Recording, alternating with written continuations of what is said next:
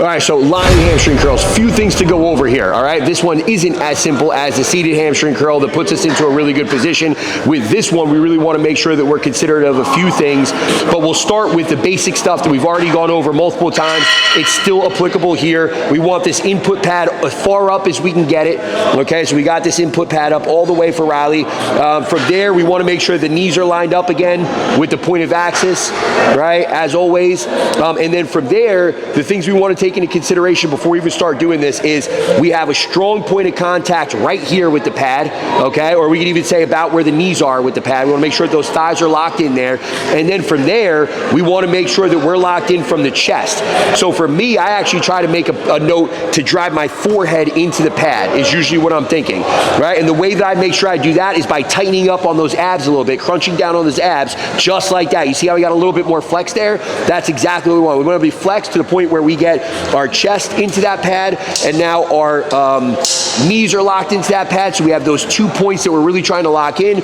And from there, what that allows us to do is go ahead and go through a couple reps here. It keeps us from that hip being something that's riding up so substantially. Now listen, a lot of people make a big deal out of the hips coming off the pad here. It's not that big of a deal if you have a little bit of wiggle room there. It's not that big of a deal. Again, as long as you have your point of contact here locked in, your abs are flexed, and your chest is a point of contact, right? You're gonna be good from a stability standpoint here.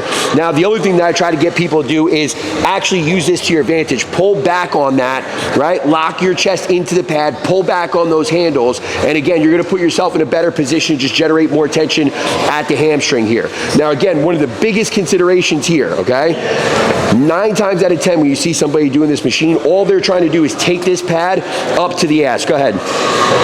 And they're just swinging it up there just like he just did there. There's no weight on here, so he's trying to be conscious of this. But at the end of the day, they're swinging it up, and all they're trying to do is get that pad there, right? We don't even need to come up that far, okay? And I know we're always worried about full range of motion, but at the end of the day, we want to make sure that we're in more of an active range of motion. And I think we talked about this before on a video as far as the active insufficiency. But at the end of the day, we won't get into that here. All we're going to worry about here is making sure that we have a nice controlled motion. Again, this is pointing in, this is a point of contact here, and all we're doing is flexing at the knee, and we're going to come up right about there, get a really good squeeze, and then slowly lower it back down just to full knee flexion.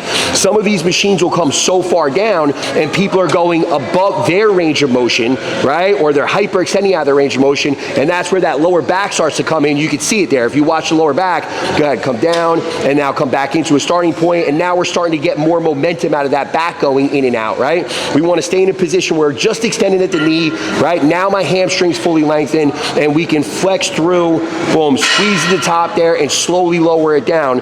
But again, make sure you're not going through that motion of swinging. Riley's been a victim of this before. That's why he has small hamstring-itis, is because he used to come in, put a whole bunch of weight on the machine, and swing it up. And it wasn't until we started training together that I actually made him control that a little bit more effectively, right? And we probably cut the weight down by 30%, but he's probably getting better hamstring training out of this exercise than he was previous. So again, be very careful about ego lifting through this one, as it's just not going to be very helpful long term.